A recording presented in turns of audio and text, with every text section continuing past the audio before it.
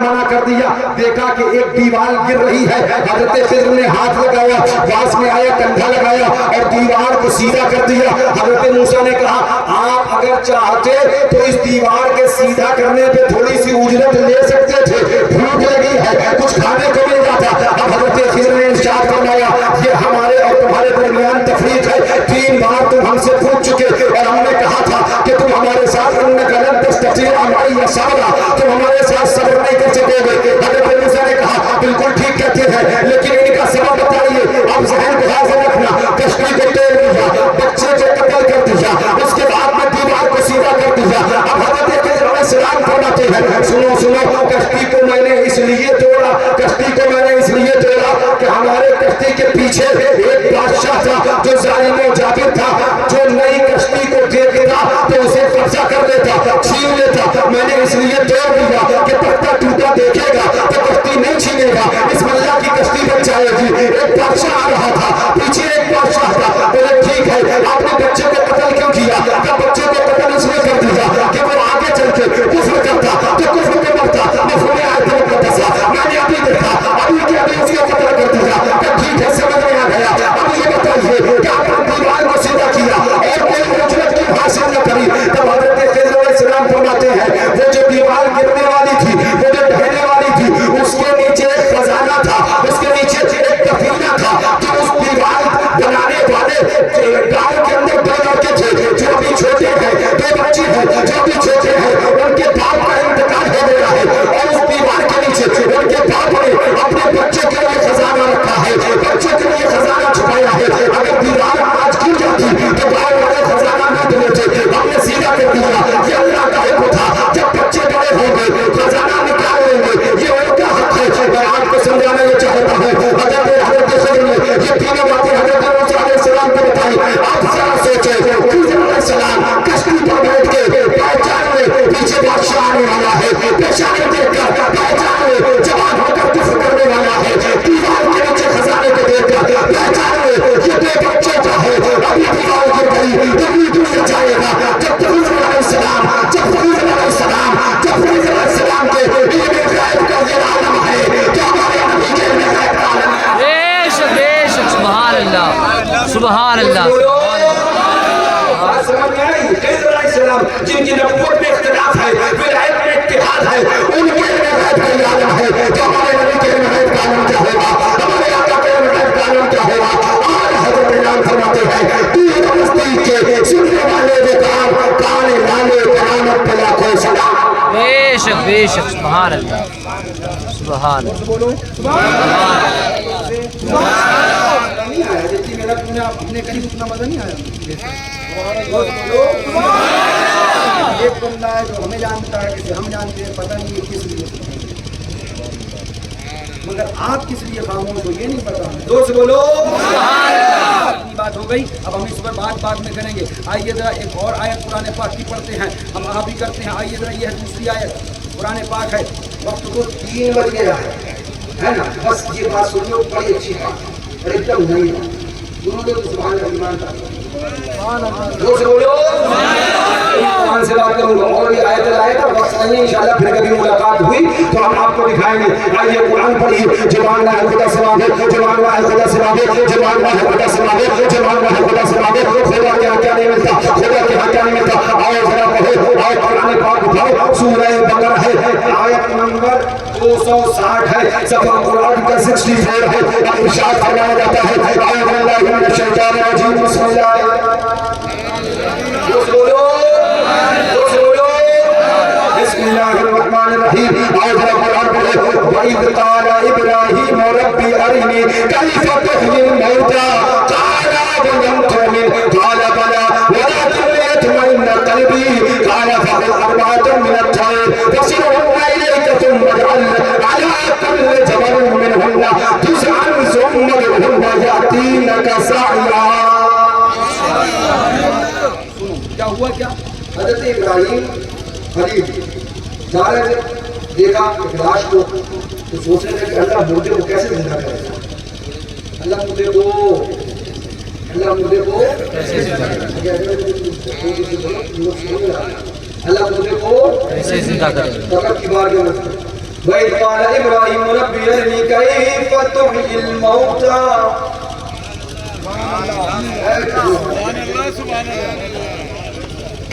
اور یاد کرو جب حضرت ابراہیم نے رب کی بارگاہ میں عرض کیا کیف تحیی الموتى مولا مردے کو کیسے جلائے گا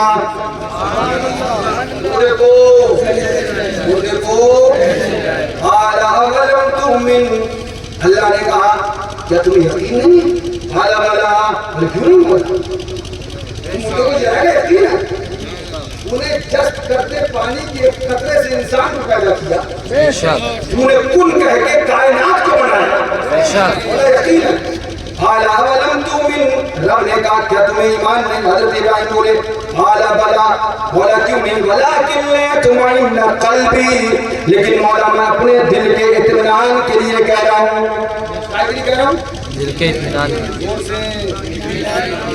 کہہ رہا ہوں قرآن پڑھو قرآن ہے قال فخذ اربعۃ من الطیر تو ہم نے ارشاد فرمایا 4 پرندے لے کر اپنے ساتھ ملا لے 4 پرندے بتا ہم نے کون کون پرندے تھے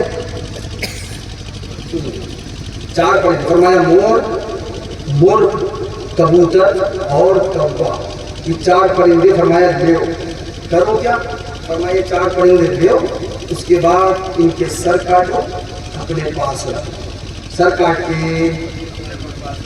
کے اور جو ان کا گھر بچے پر نوچ دو باقی کا قیمہ کر کے ایک دوسرے میں ملا دو مور کبوتر میں کبوتر مور میں مور کوے میں سب ایک دوسرے میں ملا دو کیا کرو سب ایک دوسرے میں چھوٹی چھوٹی موٹی کر دو تم یہ جاننا چاہتے ہو نا کہ رب مردے کو کیسے جلائے گا کہیں پر تحیی الموتى رب مردے کو کیسے جلائے گا فرمایا فخذ اربعۃ من الطیر 4 پرندے لے لو اس کے بعد اس کے سر اپنے پاس رکھو اور بیٹھی کر دو قیمہ کر کے پر ان کے اٹھاؤ دو ایک دم چھجھلا دو اور اس کے بعد سب آپس میں ملا دو کبوتر مور کوّا سب کی بیٹھیاں ایک دوسرے میں ملا دے اور جا کر پہاڑوں کی چٹانوں پر چوٹیوں پہ رکھاؤ ایک حصہ یہاں پر ایک حصہ یہاں پر ایک حصہ یہاں پر اور ایک حصہ یہاں پر پہاڑ سے نیچے آ جائے پھر تم آواز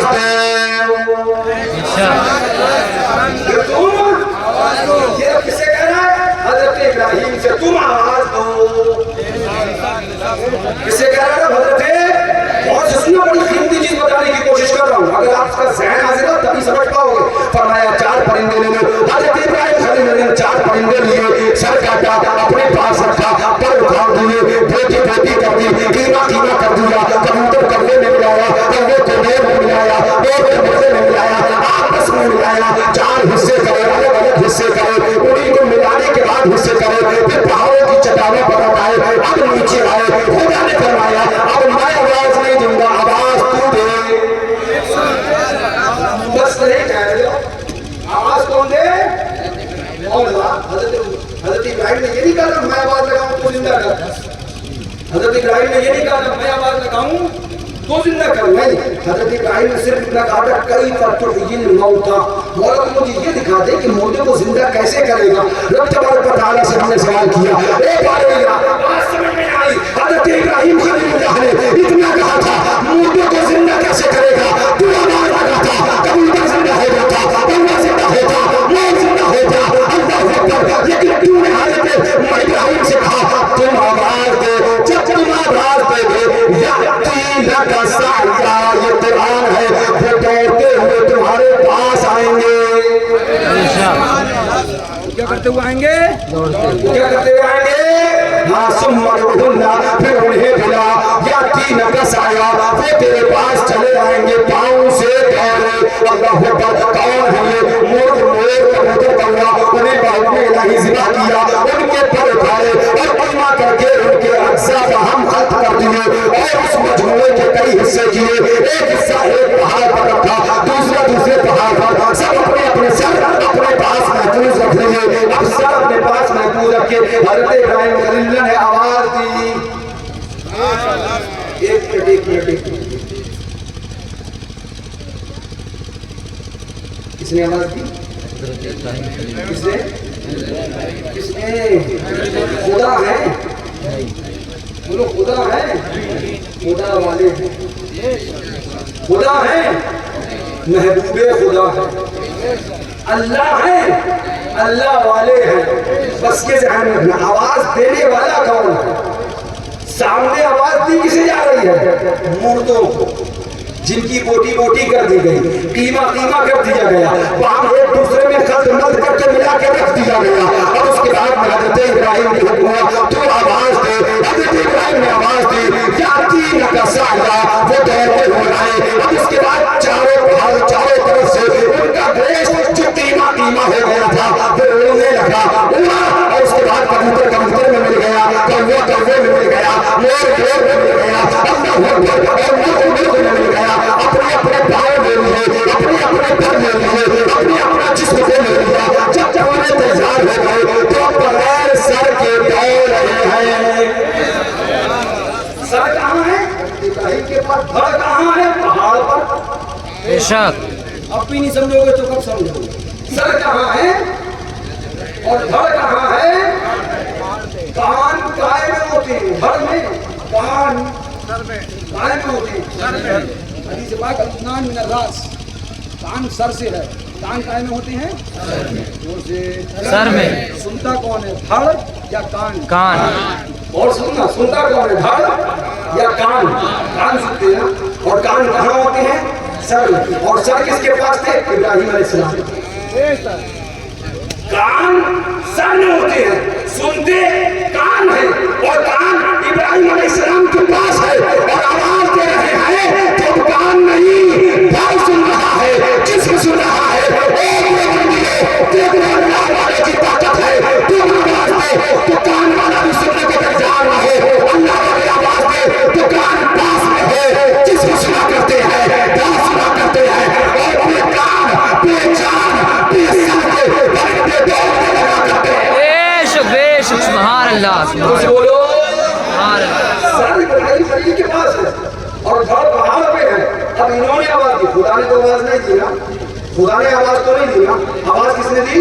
ابراہیم خلیل اللہ نے. اب وہ دوڑنے لگے, دوڑ کے آئے. جب کبوتر پورا ہو گیا, کوا پورا ہو گیا, مرغ پورا ہو گیا, مور پورا ہو گیا, تو اب سر تلاش کرنے لگے. اب دوڑتے رہے ابراہیم خلیل اللہ کے پاس. مور نے اپنا سر لگا لیا, کوے نے اپنا سر لگا لیا, کبوتر نے اپنا سر لگا لیا, مرغ نے اپنا سر لگا لیا, اپنا سر لیا, اور ایک دوڑنے لگے. مجھے بتاؤ یہ جو دوڑے تھے یہ کس کی آواز تھی؟ کیا خدا کی آواز تھی؟ جواب ملے گا نہیں. یہ اللہ والے کی آواز پہ دوڑ رہے تھے, اللہ والے کی آواز پہ دوڑ رہے ہیں. اس لیے ہم کہتے ہیں سنو سنو, رب کی رحمت ہے, زمانے کو پتہ چل جائے, تمہاری آواز لگاؤ گے کوئی تاثیر نہیں, اور میں تمہیں خدا بولے گا تم مجھے بھی دوڑتے نظر آئے. بے شک سبحان اللہ. تم بولو گے تو کوئی نہیں دوڑے گا, اللہ کا حبیب بولے گا تو مردے بھی دوڑے گا. جن کے سر ان کے پاس ہے وہ سر بھی دوڑے گا. دنیا تم نے تو یہی دیکھا, کم سے کم جوش تو تھا, کم سے کم پڑھ تو تھے, ان کو چھٹا دیا گیا, الگ الگ کیا گیا تھا نا. یہ حضرت ابراہیم خلیل اللہ تھے کہ جن کی آواز پر مور, کبوتر یہ سب دوڑ پڑے, اور وہ ہمارے نبی تھے جن کی آواز پر کنکر بول پڑے, پتھر بول پڑے. یہ ابراہیم خلیل اللہ ہے, وہ مصطفیٰ ہے, یہ بھی ہے تو مولانا ہے, اور مصطفیٰ میرے کو پتھر بولتے ہیں, پتھر بولتے ہیں. اپنا دولت کی ہے وہ شاہ نظیر, جان نبی کرے جن کی تعظیم ساتھ کرتے ہیں. ادب سے تسلیم پیر سجدے میں گرا. اور سے بولو, اب پوچھو ان محاوروں سے کہ اگر اللہ والوں کے پاس کوئی طاقت نہیں تو حضرت ابراہیم خلیل اللہ نے جو آواز دی کیا یہ خدا تھے؟ جواب دے گا خدا نہیں تھے. تو آواز کس نے دی؟ مولا کو آواز دے دیتا نا, نہیں میرا محبوب بندہ لگائے گا.